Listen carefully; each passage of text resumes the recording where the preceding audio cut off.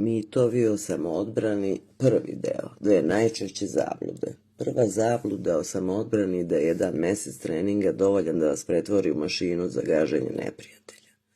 Samouverenost je ključna, ali sala i realna situacija nisu isto, nisu fotokopije. Dešavaju se različiti napadi na različite načine. Učenje napamet nekih komplikovanih tehnika uglavnom nije rešenje, ni za jednu od njih. Jednostavnost, smirenost, posvećenost i vežba, to je ono što će vam omogućiti da se izborite sa pretnjom. Druga zabluda je da žena nema šanse da se odbrani od većeg napadača. Da to nije tačno vidimo konstantno iz situacija u kojima se devojke odbrane, a da nisu nikad ni prošle pored časa samoodbrane. Šta njih izdvaja? To što ni u jednom momentu nisu odustale. Ako rešenost, smirenost i borbenost povežete sa znanjem, šanse da se odbranite postaju mnogo veće.